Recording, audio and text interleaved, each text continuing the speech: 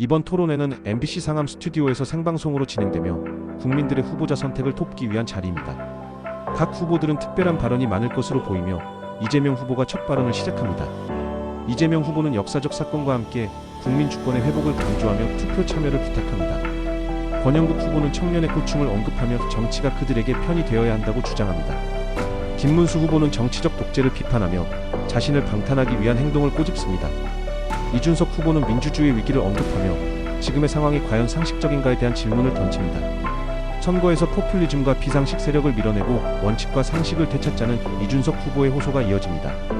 정치 양극화와 갈등이 심각한 상황에서 후보들이 이를 해결하기 위한 방안들을 제시하고 있습니다. 권영국 후보는 불평등의 뿌리를 무너뜨리고 진보적인 정치로 다시 시작하겠다는 의지를 밝힙니다. 김문수 후보는 자신의 경험을 통해 통합의 중요성을 강조하며 갈등 해소를 위한 정치적 접근을 약속합니다. 마지막으로 이준석 후보는 가짜뉴스와 부정선거, 음모론의 문제를 지적하며 이를 해결하고자 하는 노력을 다짐하고 있습니다. 음모론에 빠진 대통령이 계엄령을 선포하고 부정선거를 믿는 후보들이 정치 팬덤을 결집해 국민을 속이고 있다는 비판이 있습니다. 정치 양극화와 갈등이 심화되고 있는 가운데 유능한 대통령을 선택해야 한다고 주장하며 소통과 대화를 강조하고 있습니다. 정치적 실력을 갖추지 못한 정치 집단이 대립과 갈등을 조장하며 국민의 신임을 얻지 못하는 문제를 지적하고 타협과 공존의 정치가 필요하다고 합니다. 국회에 있는 500만 자영업자 중 고작 3명만이 행사하는 현실로 이게 국민 전체를 대표한다고 할 수 있냐는 질문이 나왔어요. 위성정당 문제 해결을 위해 여야가 방지법 제정을 약속해야 한다는 의견과 이 법을 통해 정치개혁이 이루어져야 한다고 강조했죠. 이재명 후보의 정치적 발언들이 품격을 떨어뜨리고 있으며 이런 언사가 폭력 사건과 연결될 수 있다는 우려도 나타났어요. 이재명 후보는 자신의 논란에 대해 사과하겠다고 했지만 그 발언이 형님의 것이라는 해명을 하면서 책임을 피하려는 모습이 보였습니다.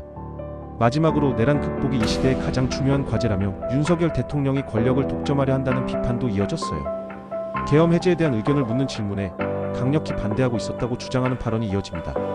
사과에 대한 질의에서 국무위원들이 사과할 의지가 없던 상황이 폭력적으로 진행되었다고 지적했습니다. 윤석열 대통령의 탄핵과 파면에 대한 절차적 문제를 언급하며 탄핵이 타당했다고 인정하는 모습을 보였습니다.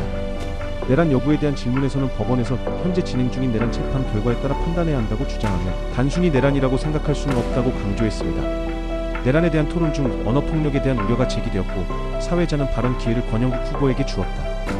권영국 후보는 내란 행위를 인정하라고 주장하며 위성 정당 문제에 대해 비판했고 이재명 후보의 발언에 반론을 제기했다. 김문수 후보는 결선 투표제에 대한 의문을 제기하는 동안 이준석 후보는 국회 운영의 일방적 처리에 대한 비판을 이어갔다. 이준석 후보는 이재명 후보가 정치에 들어선 이후 국회에서 발생한 일방적 결정에 대해 질문하며 이의 객관성을 강조했다. 토론 중 서로의 주장에 대한 반박이 계속되었고 과거 미세먼지 통계와 에너지 발전 단가 등에 대한 사실 확인이 엇갈렸다. 우선 최근 자료를 바탕으로 말씀드리며 이외의 이야기들도 많지만 여기까지만 할게요. 법안 처리가 일방적이라는 의견에 대해 저는 거부권을 행사한 사례가 더 많다고 답변합니다. 풍력 발전 단가가 유럽처럼 50원까지 떨어질 수 있다고 주장했지만 그 단계에 도달하기 어렵다는 과제를 지적했습니다. 결선 투표제를 내년 지방선거에 시행할 수 있을지 고민 중이라고 언급했어요. 현재 여성의회 대표성이 부족하며 성평등, 공천 규정을 지킬 수 있도록 국고 보증금을 삭감해야 한다고 주장했습니다. 여야 합의가 된다면 성별 대표성을 높일 방안을 충분히 검토해야 한다고 생각한다고 답변했어요. 이 사람은 자신이 소수성을 30% 할당한다고 했더니 비난받았고 이를 몇 년 전에 해명했으니 이제 비난하지 말아달라고 해. 이준석 후보에게 질문을 하면서 그가 당시 국회에 오기 위해 시간을 끄는 모습이 납득이 안 간다고 지적했어. 그 사람의 행동을 비판하며 다른 의원들과 다르게 국회에 오는데 너무 여유를 부렸다고 불만을 표했어.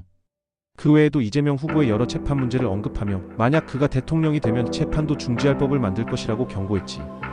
허위사실 유포와 관련된 논란이 커지고 있으며 이재명 회장은 고소를 당한 상황으로 대통령직 수행에 대한 우려가 크다. 이재명 후보는 기소가 정부의 조작이라고 주장하며 법적 절차와 법안에 대해 아직 정해진 바가 없다고 반박했다. 이준석 후보는 이재명 후보의 호텔 경제학 방어에 대해 의문을 제기하며 공산당 이론가의 사상을 인용한 것에 대한 사과를 요구했다. 이재명 후보는 공산당 몰이를 피하고 경제 흐름에 대해 일반적인 사례로 설명하며 비판에 대한 반박을 이어갔다. 이재명 후보가 토론에서 상대방에게 종북몰이를 하지 말라는 발언을 하고 과거에 자기를 물어봤던 것과의 모순을 지적하고 있습니다. 상대방이 특정 정치적 주장을 하면서도 과거의 언행과 엇갈리는 모습이 보이자 토론의 중요성을 강조하며 더 많은 공개 토론을 제안합니다. 이준석 후보의 독재 정권으로 돌아가자는 발언을 비판하며 권한과 제도의 본질에 대해 논의하면서 정치적 견제의 필요성을 주장합니다. 현재 정치 상황을 비판하며 독재가 우려된다는 주장이 나오고 있는 가운데 후보들은 각자의 공약을 발표하는 토론회를 진행하고 있습니다. 김문수 후보는 이재명 후보의 정치적 행동과 그로 인한 상황을 비판하며 독재 가능성을 경고하고 있습니다.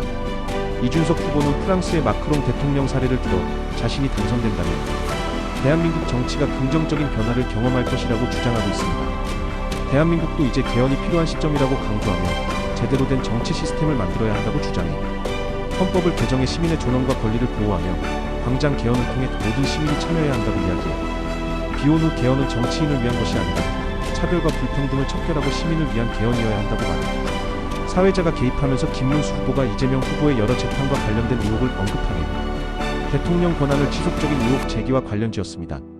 김문수 후보는 이재명 후보가 성남시와 경기도에서 부패를 초래하며 불안한 여건을 만들어 왔다고 주장했습니다.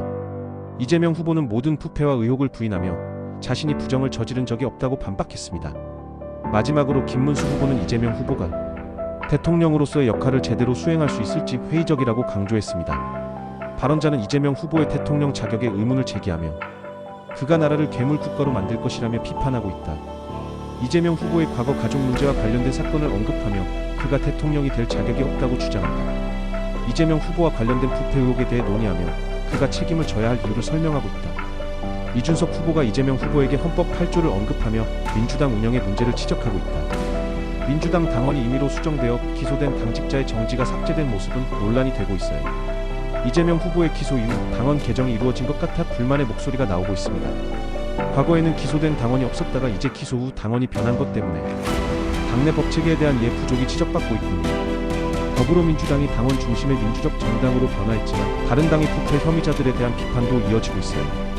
이재명 대표에 대한 평가는 부정적이고 법인카드 사적 유용 혐의에 대한 재판도 다양한 논란을 낳고 있어요. 재판 중 발생한 과일 구매량이 비정상적이라서 의문을 제기하는 상황입니다. 이런 문제는 기소의 근거가 부족하다는 주장을 낳고 이를 엉터리 조작 기소라고 표현하고 있습니다.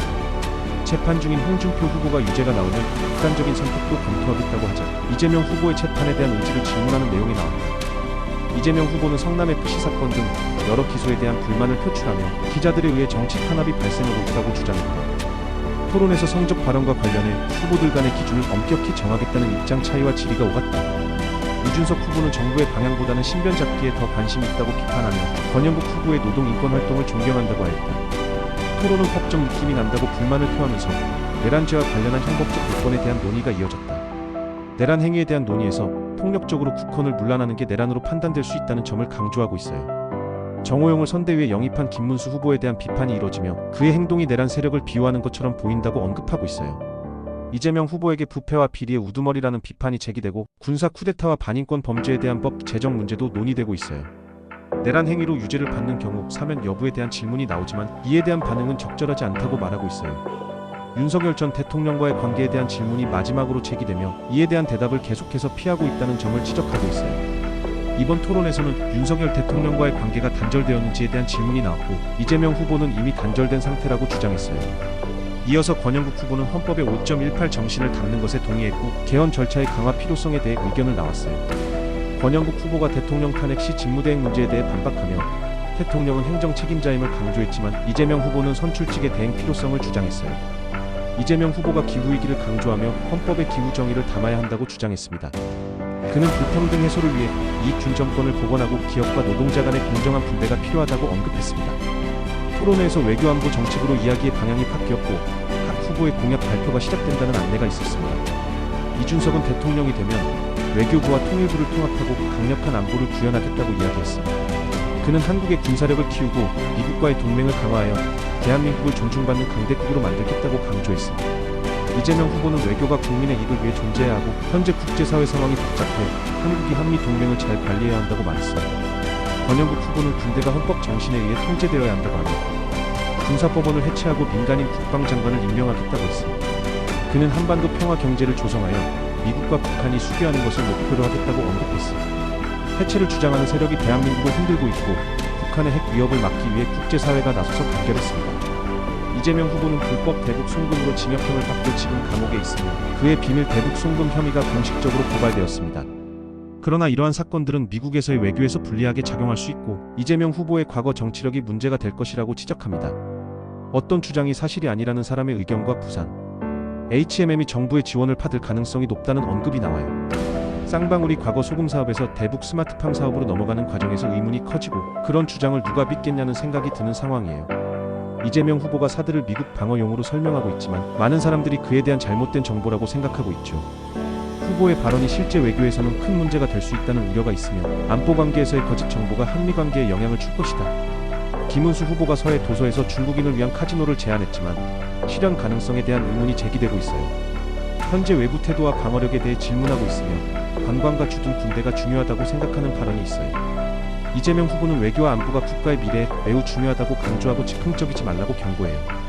권영국 후보는 평화 상태를 만드는 것이 가장 중요하다고 말하며 군사력보다 대화와 공존의 필요성을 주장해요. 김문수 후보와의 논쟁에서 핵무장과 한미동맹의 균형에 대해 신중해야 한다고 강조하며 명확한 입장을 요구하고 있어요. 핵무장과 한미 간의 협의가 중요하다는 의견이 오가고 있는데 핵 잠재력 확보를 위한 구체적인 방법에 대해 설명했습니다.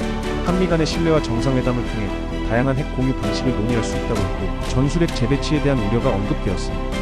북한 비핵화와 관련해 한국의 핵무장 시도가 논란이 되고 있으며 이를 둘러싼 외부의 의심도 포함되어 있다는 지적이 있었습니다. 군사적 긴장이 여전히 심한 척 동지에 대한 대책이 필요하다는 말을 하며 과거 정부의 정책이 문제라고 지적했습니다. 서로 간의 소통과 대화를 통해 해악이 아닌 득이 되는 방향으로 나아가야 한다는 이야기로 대북 전단과 긴장 관계 완화의 필요성을 언급했습니다.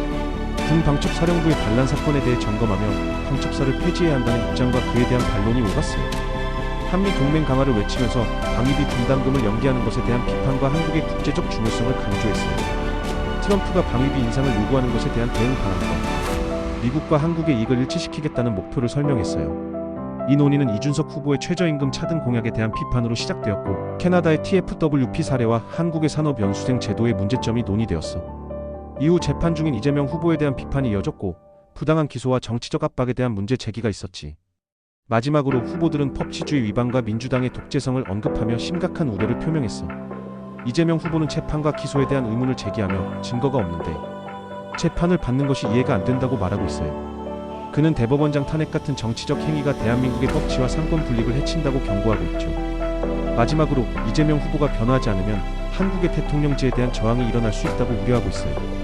다양한 발언들 속에서 범죄자의 반응과 갈등 상황에 대한 비판이 이어지며 정치적 독재에 대한 언급이 감지됩니다. 후보자들은 각자 국민에게 희망과 토론의 중요성을 강조하며 이번 대선의 의미와 선택의 중요성을 역설합니다. 김문수 후보는 정치에서 국민의 고통을 다루는 본질을 이야기하며 희생을 막기 위한 단합을 촉구합니다. 이준석 후보가 국민의 응원 덕분에 정치의 길에 나섰으며 이제 그 빚을 갚겠다고 말하고 있어요. 그는 국민들이 지켜온 기회의 사다리를 후손에게 물려주겠다고 다짐하고 소중한 한 표를 부탁하고 있어요. 그는 이번 대통령 선거 후보자 토론회가 마지막이라며 여러분의 선택에 도움이 되었길 바란다고 이야기하고 있죠. 선거가 주권을 행사하는 기본적인 수단이라고 강조하며 사전투표를 통해 소중한 한 표를 행사하길 권장하고 있어요. 토론회를 마치며 후보자들과 시청자들에게 감사 인사를 전하고 마무리하고 있답니다.